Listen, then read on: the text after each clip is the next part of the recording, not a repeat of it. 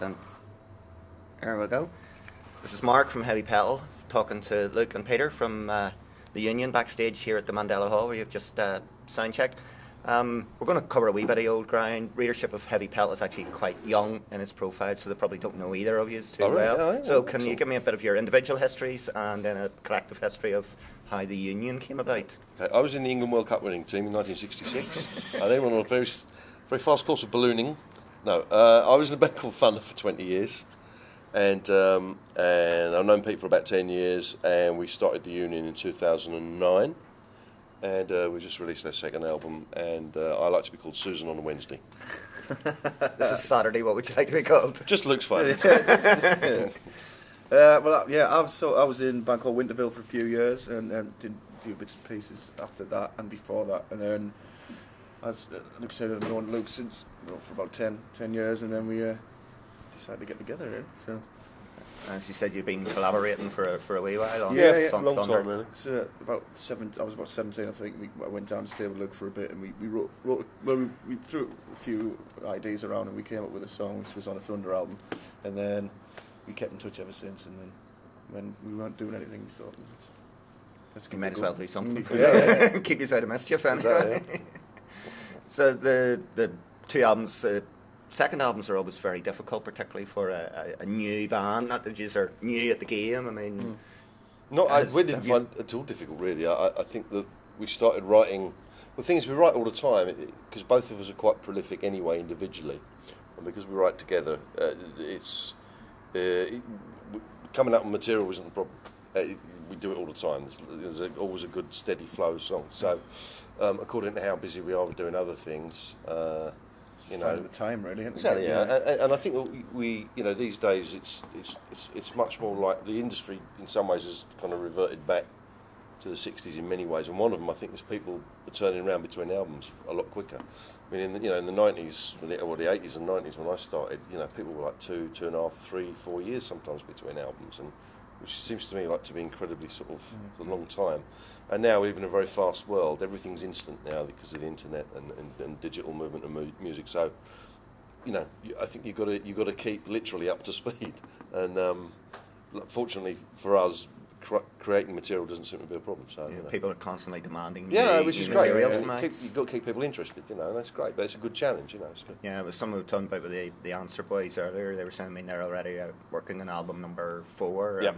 It's trying to keep things fresh and keep the momentum going. Yeah. I think you've got to as well. I mean, just from being in a band, like playing point of view, just to be playing the same songs over and over again. It's just Yeah, you don't want to do a Cinderella or a Motley Crue and go and play the same album for 25 years. No, God. No, that's absolutely right.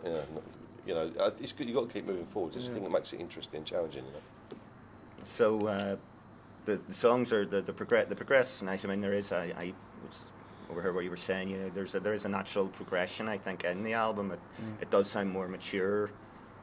In its approach. How difficult is it? You're both very experienced musicians and well-known to fans particularly. How difficult is it to get out there as a fresh identity without the sort of the past hanging over you and what you have done before? Is it a help or a hindrance? Well, it's always going to be there, but I think ultimately, you as a musician, you have to listen to yourself first. You have to listen to your heart and your own musical instincts before you do anything else. Really, you can't. Because if you try and make music to please other people, you're never going to do what's natural to you. And I think you just have to do what you like, what you enjoy, the best you can, and hope like fuck other people like it. Yeah. I mean, the kind of negative aspect for that is just people who don't want anything to hear anything new, would like it to sound like things that we've done in the past, or and they want a new Thunder album. Well, I think a lot of people were expecting that. Well, even Thunder fans, I think even Thunder fans still want to hear Backstreet Symphony. So it's like Thunderstop. Let's have another Thunder album. I don't know. I think you can't. People are quite conservative, and change upsets them a little bit. But it takes people a while to get used to anything. And one of the things that we were both adamant about when we started this was that we weren't going to do any songs from our past because it's a new thing, and it should be treated as such. And you can trade on the past, but I think it's a dangerous thing to do. I think it's sort of quite short term, and we think this is a great band, and it's very special in its own way. And that's what we're trying to do, is shine a light on that, not on what we've done in the past. And the past's always there, but you're always going to get asked about it, and there's nothing you can do about it. Just whatever, you know, it's done, it's there.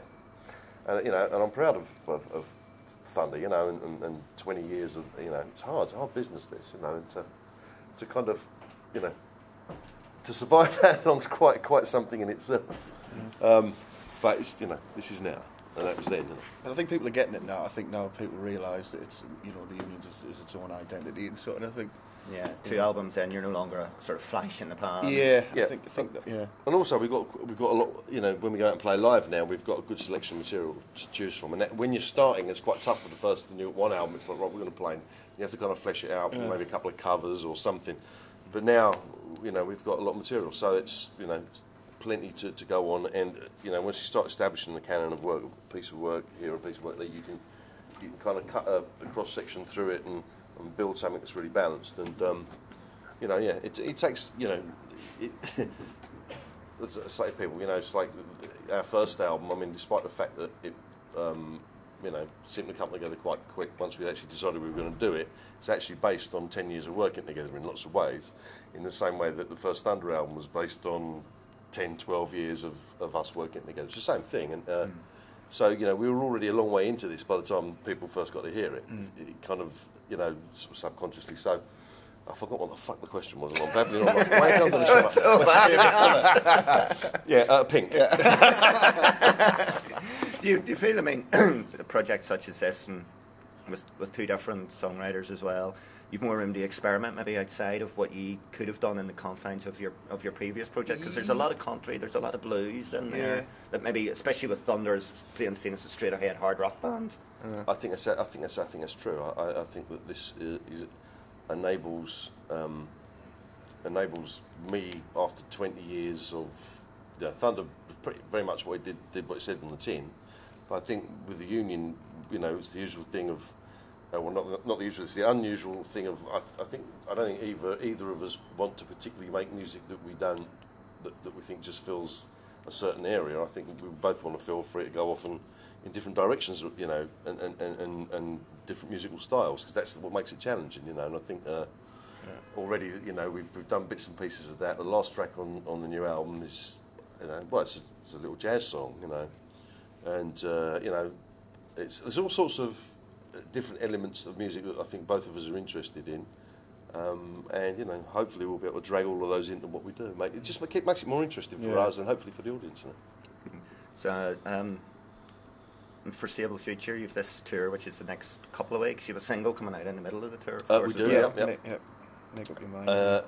Make up your mind and Obsession. It's like a double A side type thing. Hard to do in the CD age, have a double A side, really. Yeah. Especially as most people will probably download it. Yes, exactly. Yeah. No, exactly. But you know,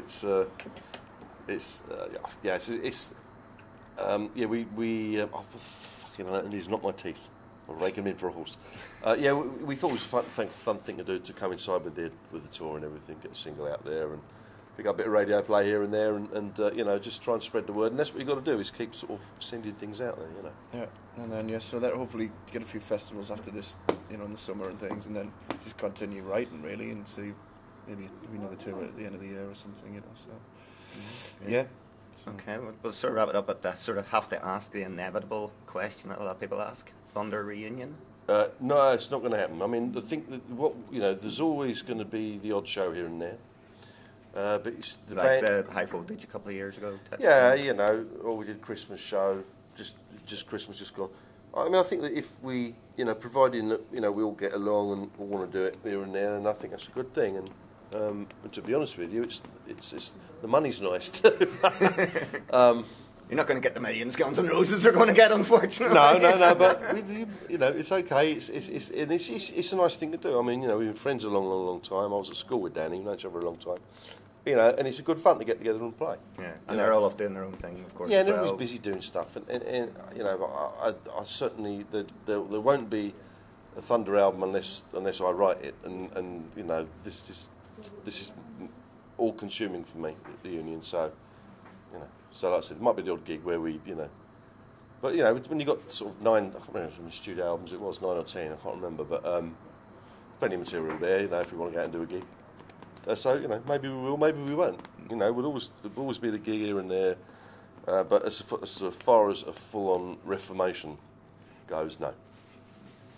And collectively and individually, over the course of your careers, if you were to look back to when you first started out, what would be the advice you'd give to yourself as you're starting out in your career? Go work at McDonald's quickly.